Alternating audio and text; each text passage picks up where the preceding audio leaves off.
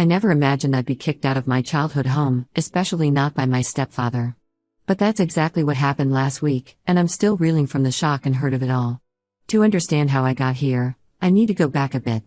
My mom, Lisa, was the heart of our family. She was warm, caring, and always put my dad and me first. We were a tight-knit trio, and even though my dad's job as a corporate lawyer kept him busy, we always made time for family dinners and weekend outings. Mom was a teacher, and she had this incredible way of making learning fun. She's the reason I developed a love for reading and history. Everything changed 5 years ago when Mom was diagnosed with cancer. It was aggressive, and despite the best efforts of her doctors, we lost her within 6 months. I was 15 at the time, and it felt like my world had been torn apart. Dad and I were both devastated. He threw himself into his work, often staying late at the office or taking business trips. I think it was his way of coping with the loss. Meanwhile, I felt lost and alone, trying to navigate high school without my mom's guidance. For 2 years, it was just Dad and me in the house, barely interacting. The silence was deafening. I missed the laughter and warmth that used to fill our home. I tried to reach out to Dad, but he always seemed distracted or too busy.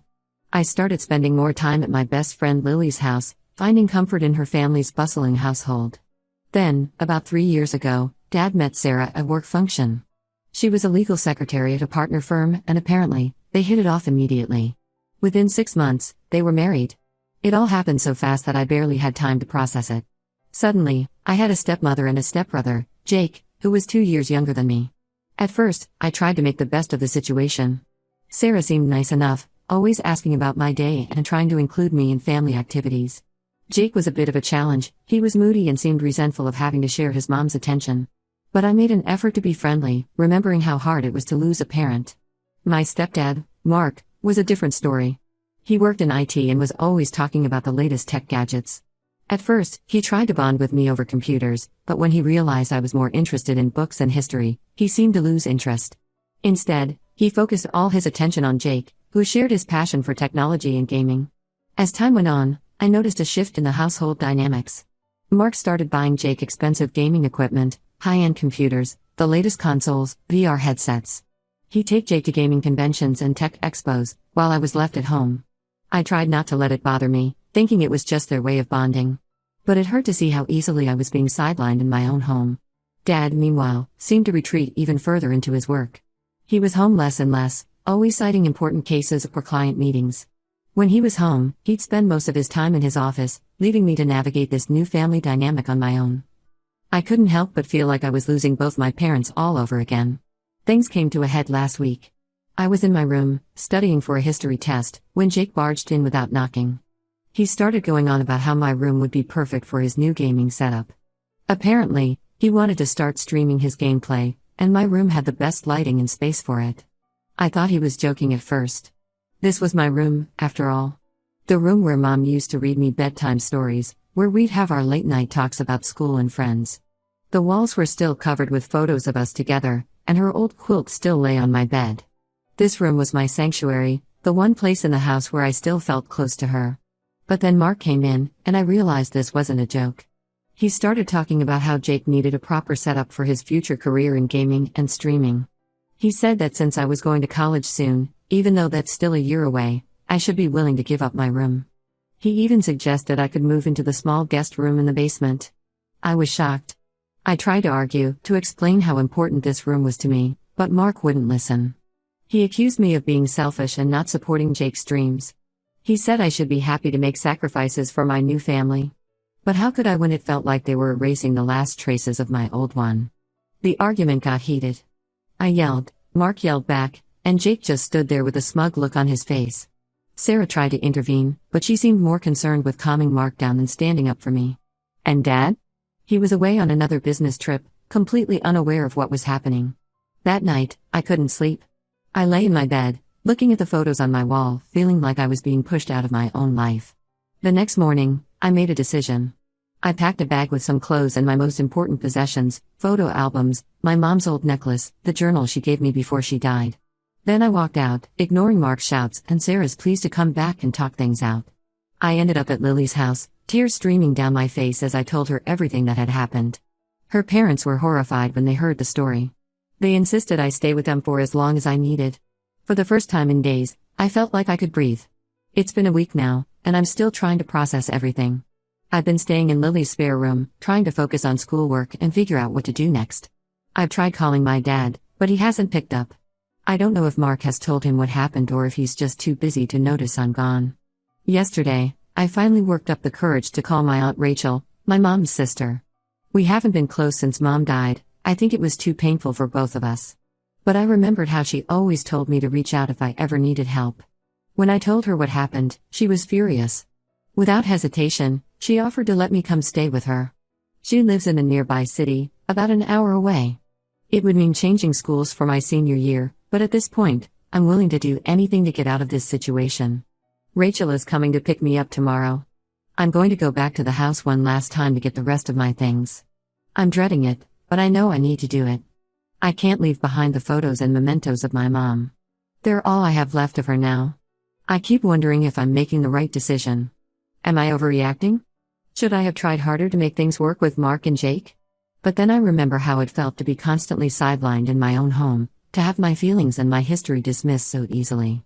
I don't think I could have stayed there any longer without completely losing myself. I don't know what the future holds. I'm scared about changing schools, about being away from Lily and my other friends. I'm worried about what will happen when my dad finally realizes I'm gone. But for the first time in a long time, I feel like someone is putting me first. And right now, that's what I need most. Update 1, it's been about a month since my last post, and a lot has happened. First of all, I want to thank everyone who offered support and advice. Your kind words meant more to me than you can know. The day after my last post, Rachel came to pick me up. Going back to the house to get my things was even harder than I expected. Mark tried to stop me, saying I was overreacting and that we needed to sit down and talk things out. But Rachel stood up for me, telling Mark in no uncertain terms that he had no right to kick me out of my own home. Seeing her stand up for me like that, it reminded me so much of my mom. For the first time since this whole mess started, I felt like someone was truly on my side. As we were leaving, Sarah tried to talk to me. She was crying, saying she never meant for things to go this far. Part of me wanted to forgive her, to believe that she really cared. But then I remembered how she stood by and let Mark treat me like an outsider in my own home. I couldn't bring myself to comfort her. Jake, meanwhile, just glared at me from the top of the stairs. I guess he was angry that his plan to take over my room hadn't worked out. The drive to Rachel's place was quiet. I spent most of it looking out the window, watching my childhood neighborhood disappear in the rearview mirror. Rachel tried to make conversation, telling me about the spare room she'd set up for me and how she'd talked to the local high school about enrolling me for my senior year. I appreciated her efforts, but I was too overwhelmed to engage much. When we got to Rachel's house, I was surprised by how much it reminded me of the home I grew up in. She and my mom had similar tastes, and seeing photos of my mom on the walls brought tears to my eyes. Rachel gave me space to settle in, telling me to take as much time as I needed. The first week at Rachel's was a blur. I spent most of it in my new room, unpacking and trying to make sense of everything that had happened. Rachel would check on me regularly, bringing me meals and sitting with me when I felt up to talking. She shared stories about my mom that I'd never heard before, and for the first time in years, I felt close to her memory again. About a week after I moved in, I finally heard from my dad. It turns out Mark hadn't told him anything about what happened. When my dad couldn't reach me at home, he called Rachel, and she filled him in on the situation. To say he was furious would be an understatement. My dad immediately flew back home and confronted Mark. According to what he told me later, it was a pretty intense argument. Mark tried to justify his actions, saying that he was just trying to support Jake's future career. But my dad wasn't having any of it. He pointed out that the house and everything in it was paid for with his money, and that Mark had no right to kick me out. The confrontation ended with my dad telling Mark and Sarah to leave. He said he wouldn't support people who would mistreat his daughter. Mark and Sarah tried to argue, but my dad stood firm. He gave them a week to find a new place and move out. I have to admit, I was shocked when my dad told me all this. For years, I had felt like he didn't really care about what was going on in my life. Hearing how he stood up for me, it was like seeing a completely different side of him. He asked me to come back home, but I was hesitant. I told him I needed some time to think about it. The truth is, even though Mark and Sarah would be gone, the house still held a lot of painful memories for me. Plus, I had just started settling into my new school and was making friends. Rachel has been amazing through all of this. She suggested that I finish out the school year with her, and then decide what I want to do about college. My dad agreed that this might be the best option. He's even talking about cutting back on his work travel so he can visit more often. As for Jake, I heard through some mutual friends that he and his mom moved in with his grandmother. Apparently, he's pretty angry about the whole situation and has been badmouthing me on social media. It hurts, but I'm trying not to let it get to me. The hardest part of all this has been dealing with the conflicting emotions. On one hand, I'm relieved that I'm out of that toxic situation and that my dad finally stood up for me. On the other hand, I feel guilty about essentially breaking up a family. I know it's not really my fault, but it's still something I struggle with. For now, I'm focusing on school and trying to heal from everything that's happened. Rachel has been encouraging me to join some clubs and activities, which has been helping take my mind off things. I've joined the school's history club, and I'm even thinking about trying out for the debate team. It's nice to be able to pursue my interests without feeling like I'm disappointing anyone. I'm also considering taking up a part-time job to save some money for college. Rachel says I don't need to, that she's happy to support me, but I think having some financial independence might be good for me. Plus, it'll give me something to focus on besides all the drama. My dad has been calling regularly, which is a big change from before. We're slowly rebuilding our relationship, and while it's not always easy, I'm grateful for the effort he's making. We've even started talking about planning a trip together next summer, just the two of us. It's something we haven't done since before Mom got sick. I'm not sure what the future holds, but for the first time in a long time, I feel hopeful. I know I have a long way to go in terms of processing everything that's happened, but I finally feel like I'm on the right path. I have people in my corner who genuinely care about me, and that makes all the difference. Update 2. It's been about 3 months since my last update, and things have continued to evolve. I'm still living with Aunt Rachel, and I've settled into a routine here. School is going well, and I've made some good friends. The debate team tryouts I mentioned last time? I made it. It's been a great outlet for me, helping me build confidence and articulate my thoughts more clearly. The biggest development is that my dad has decided to sell the house. He said that after everything that happened, it didn't feel right to keep it. Plus, he's been thinking about moving closer to where I am now. It's a big change, but I think it might be good for both of us. He's even talking about looking for a job in this area so he can be around more. Last weekend, I went back to the house to help pack up my things. Going back was harder than I expected. It brought back a lot of memories, both good and bad. I found old photos of my mom that I had forgotten about, birthday cards she had written me, even some of her old jewelry. It was both painful and comforting to see these pieces of her again. While we were there, we ran into Jake. He was there to pick up some things he had left behind. It was awkward, to say the least. He didn't say much, just glared at me the whole time. I tried to talk to him, to explain my side of things, but he wasn't interested in listening. He muttered something about me ruining everything and stormed off. I guess some bridges just can't be rebuilt. On a more positive note, I've started talking to a counselor. Rachel suggested it might help me process everything that's happened, and she was right. It's been really helpful to have someone neutral to talk to about all of this. We've been working on strategies to deal with my anxiety and guilt, and it's been making a real difference. My relationship with my dad continues to improve. He's making a real effort to be more present in my life. We have weekly video calls, and he's even talking about taking some time off work so we can go on a trip together this summer. We're thinking about visiting some historical sites on the East Coast, combining my love for history with some father-daughter bonding time. As for Mark and Sarah, I haven't heard much about them. My dad mentioned that Mark tried to contact him once to apologize, but my dad shut that down pretty quickly. I'm not sure how I feel about that. Part of me is still angry, but another part wonders if I should try to forgive them. The counselor says these feelings are normal and that I don't need to make any decisions about forgiveness right now. Looking back on everything that's happened, it's hard to believe how much my life has changed in just a few months. There are still days when I feel sad or angry about what happened, but overall, I'm in a much better place now. I'm looking forward to finishing out the school year strong and then figuring out what's next for me.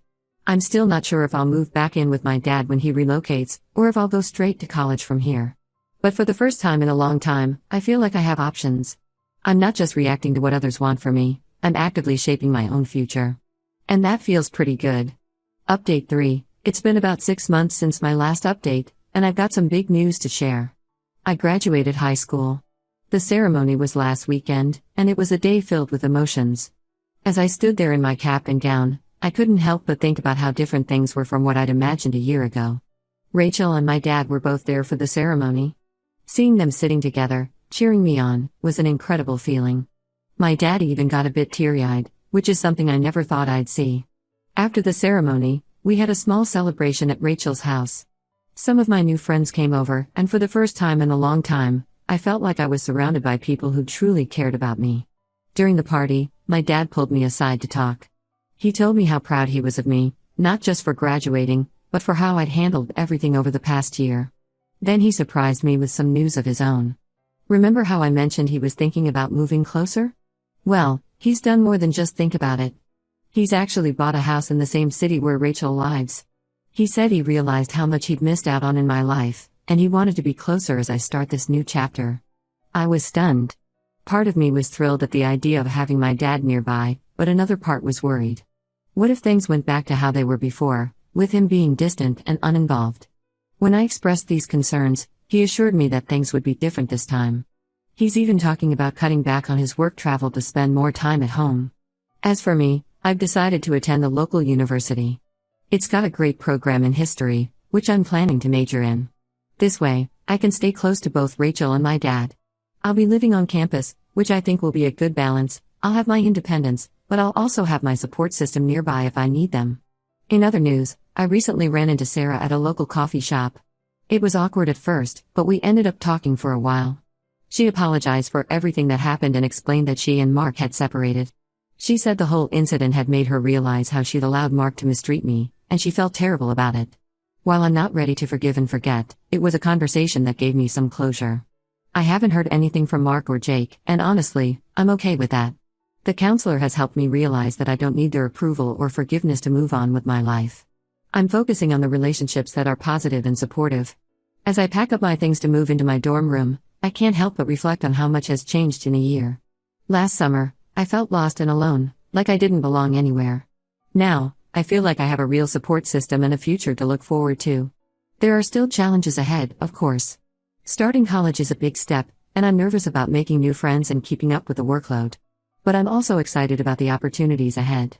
I'm looking forward to diving deeper into historical studies, maybe even joining the university's history club or student newspaper.